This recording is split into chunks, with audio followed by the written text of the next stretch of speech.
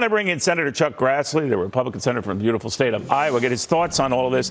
Senator, as you know, almost 2 weeks ago, the president had a plan, maybe take a federal gas tax holiday for about 3 months. That's about 18.4 cents a gallon. He's urged states, California certainly among them, that have some of the highest state gas taxes. If it were to nix that, I mean, that would be more than $1 a gallon, that folks would say. Do you support both measures?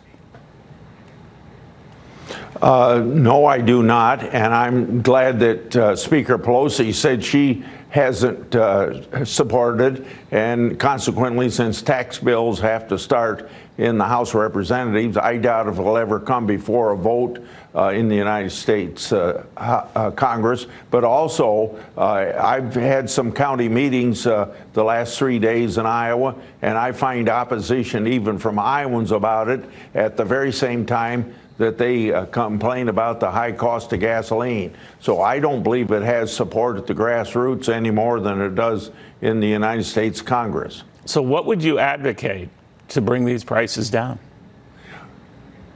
Well, in a very general way, why do we have high prices? Because we don't build pipelines, we're not drilling, we're not loaning money to energy companies, we're putting additional regulations on fracking. I'll bet except for 20 cents of the $2 increase in gasoline tax over the last year is because of this president's bad energy policies, and just reverse them. I'll give you one example that I came to a couple weekends ago. A person that's got a contract to deliver fresh fruits and vegetables. He says his price has gone up 7.5 cents. He says of those 7.5 percentage points, 6 of it is directly related to the increase in diesel. The trucking, in other words, has gone up because of the high energy prices. So food prices have gone up not because of Putin, like the president said from Europe at a news conference. It's going up because of high energy prices. Well, the fact of the matter is, you're right on certainly the gas and oil prices. They had run up already 50% before the first Russian boots were heading toward Ukraine. Then it went up from there. But having said that, Senator, I'm just curious as to the administration's posture with the oil companies, doing a lot of finger pointing, refused to meet with the oil chiefs when they were in town. So they met with the energy secretary of the Energy Department, which I'm told is about an 8-minute bike ride for the president if he were to go to the Energy Department. But given his experience on bikes, maybe not an ideal time. But I'm wondering what you made of that, because the industry and the administration have been at loggerheads. Do you see anything that they can work out? Isn't it totally inconsistent to have the bad policy that you just heard me describe to you, and then a year later go to the energy companies and say you ought to pump more when you've done everything to hurt their ability to look ahead the years that they must if they're going to invest? And then you go to Saudi Arabia and tell them to send us more oil when we got it right here under our own 2 feet. It's laughable that they would have such an inconsistent policy. Let me switch gears, if you don't mind, sir, on the president, because he was also talking when he was abroad, particularly in Madrid at the NATO summit, where he volunteered his frustration with the Supreme Court on some key decisions, including Roe v. Wade and reining in the EPA's powers. But he said that he would seriously call for removal of the filibuster rule to protect U.S. abortion rights. What do you think of that?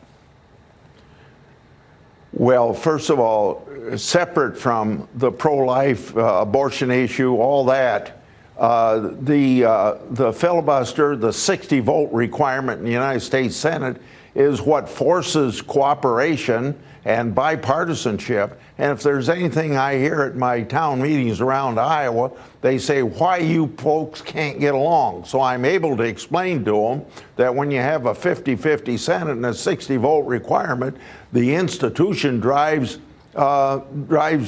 cooperation and bipartisanship, and that's what the people want. So yeah, but we don't have it, right, Senator? We don't have it. When we've approved Supreme Court justices, the filibuster's gone. It's a simple majority. That dates back certainly to Harry Reid doing the same when a lot of Obama administration judgeships were not being approved.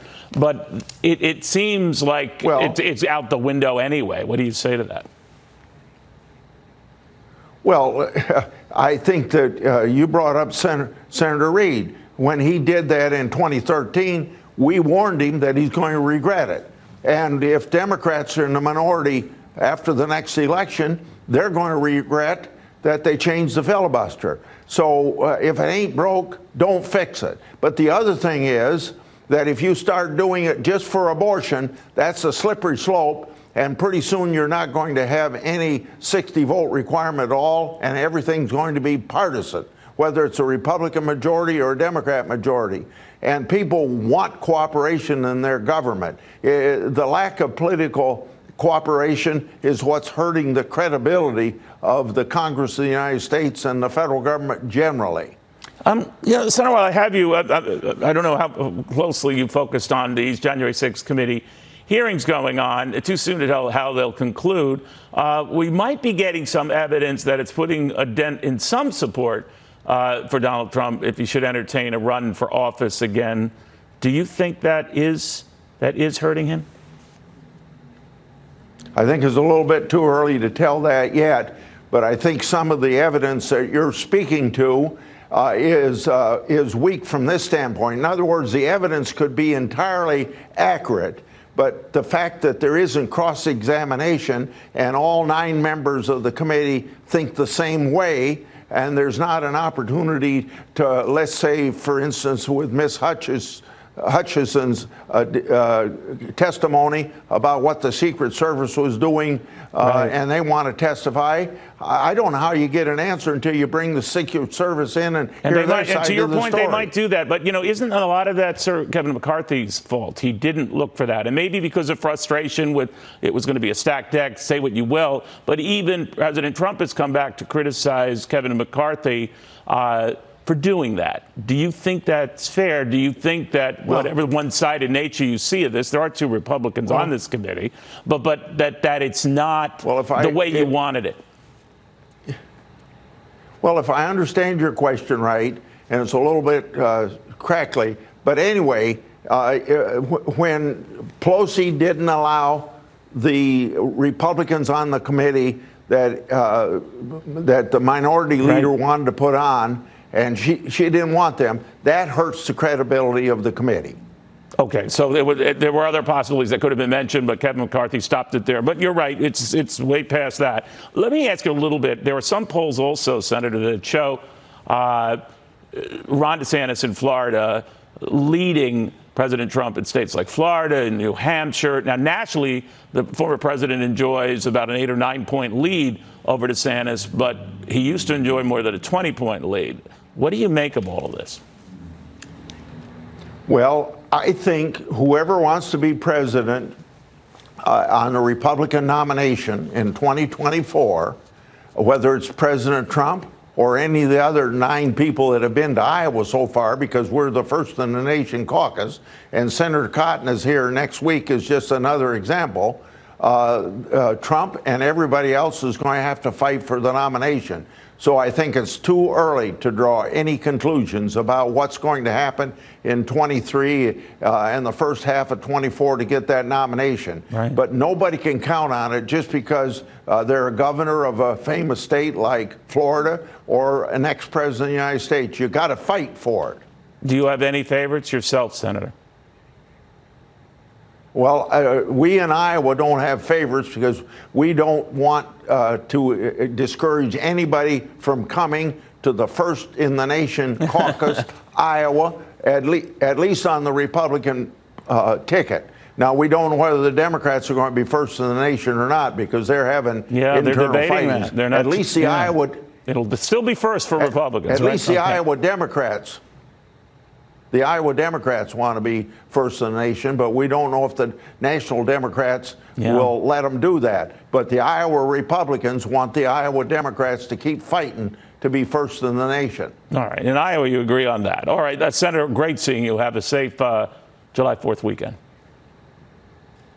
Thank you very much. All right. Chuck Grassley on all of that.